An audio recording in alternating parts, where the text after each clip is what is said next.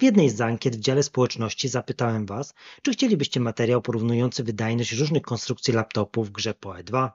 Dlatego dzisiaj zapraszam Was na porównanie aż 5 modeli, które miałem u siebie ostatnimi czasy i oczywiście gra ta na stałe zagości podczas testów kolejnych konstrukcji. Tym, co najbardziej cieszy mnie, jest fakt, że miałem możliwość sprawdzenia tej gry na tak odmiennych pod względem siebie konfiguracjach. Mamy tu nie tylko przedstawicieli zielonych, ale też laptopa z kartą od AMD, czyli moim zdaniem najbardziej opłacalnego laptopa w cenie do 3500 zł i jest to TUFA 16. Nie zabraknie też oczywiście tak popularnego w ostatnim czasie Aurusa 15 BKF, czy kupionego ostatnio w rewelacyjnej cenie Della G15 z RTX 4060. Dziękuję wszystkim za wsparcie i zrozumienie, że kanał jest niesponsorowany i chciałbym, aby takim pozostał. Dlatego często to, co mówię, może być niezgodne z tymi treściami bardziej, że tak powiem, sponsorowanymi.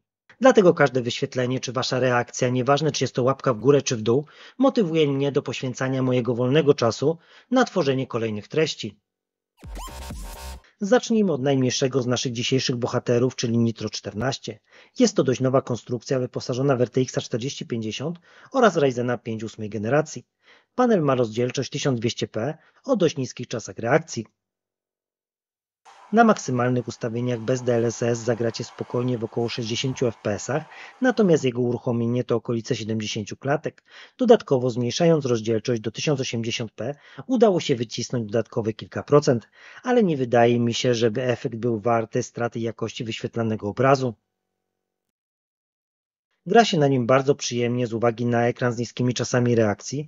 Producent chwali się 3 milisekundami, więc obstawiałbym realnie okolice 7-10, podobnie jak w Nitro 5. Przejdźmy do trochę większych konstrukcji. Następnie mamy dwa modele 15-calowe i zacznijmy od Aurusa 15, wyposażonego w procesor od Intela oraz RTX 4060 pełnej mocy.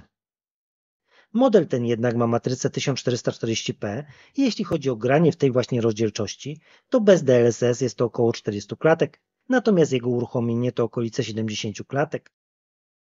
Korzystając jednak z okazji, postanowiłem i tym razem sprawdzić, jaki wpływ będzie miało zmniejszenie rozdzielczości.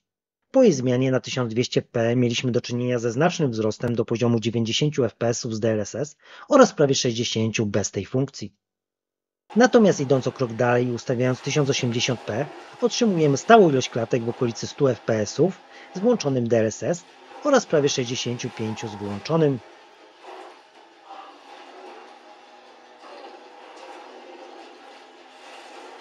Następnie mamy Della G15 kupionego za połowę jego wartości na wyprzedaży i tutaj mamy najbardziej optymalne połączenie, czyli RTX 4060 i matrycę z natywną rozdzielczością 1080p. I w pierwszej chwili możecie zobaczyć, że mamy tu okolice 100 fps, czyli tyle, ile miała Aorus tej rozdzielczości. Ale tu Was zaskoczę, bo jest to wynik bez DLSS. Natomiast po wybraniu tej opcji mamy już przedział 120-130 klatek. Ale skąd taka różnica, jeśli w obu przypadkach mamy do czynienia z RTX 4060 pełnej mocy? Zwróćcie uwagę na pracę CPU i zarówno taktowanie, jak i moc w Dellu są zdecydowanie wyższe. Zachęcony tymi wynikami postanowiłem sprawdzić też wyższe rozdzielczości, ale jako że Dell ma matrycę natywnie 1080p, musiałem skorzystać z zewnętrznego wyświetlacza i w tym wypadku był to telewizor. I wyniki potwierdziły zdecydowanie wyższą wydajność tego laptopa, pozwalając na przyjemną rozgrywkę 1440p, nawet z wyłączonym DLSS, a po jego uruchomieniu ilość generowanych klatek zbliżyła się do setki.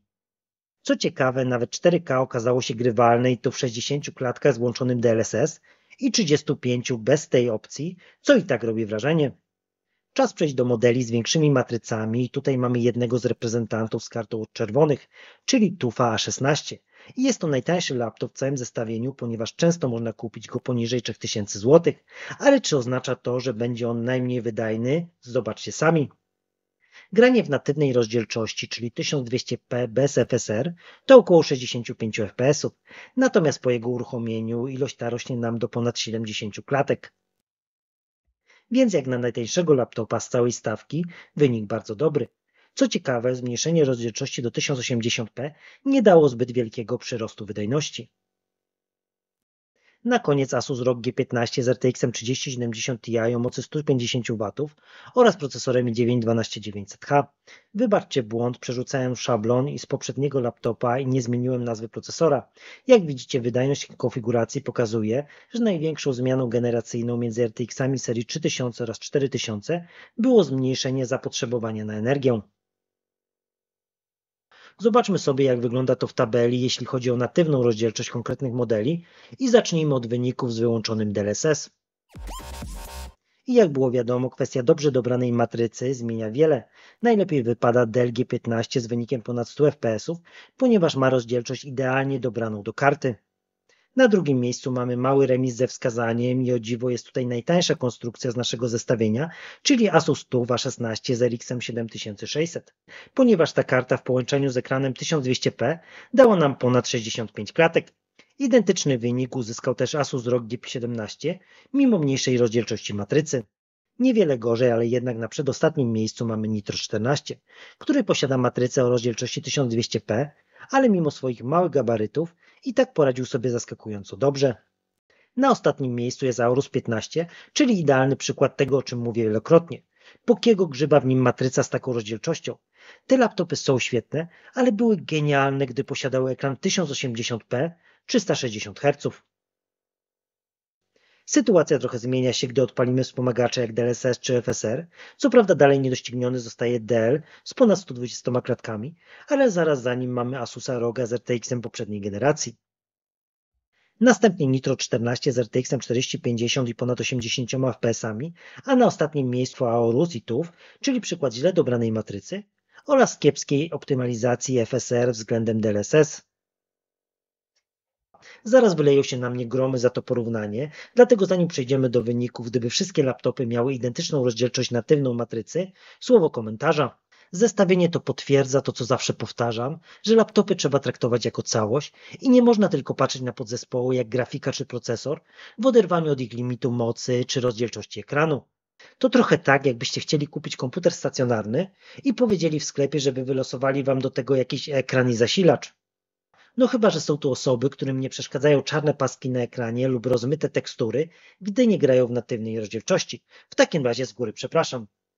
Więc na koniec jeszcze porównanie wydajności, gdyby wszystkie te laptopy miały ekrany 1080p lub po prostu gdybyście szukali laptopa do grania na zewnętrznym ekranie. Dell pozostaje dalej na szczycie stawki z uwagi na wysokie taktowanie CPU i sporo wyższe limity mocy. Następnie mamy Aurusa 15 BKF, który zajmuje drugie miejsce zarówno z włączonym jak i wyłączonym DLSS. Potem jest nasz reprezentant poprzedniej generacji, czyli Asus ROG z RTX 3070 i ostatnie dwa miejsca należące do Nitro 14 i Asusa TUFa z RX 7600.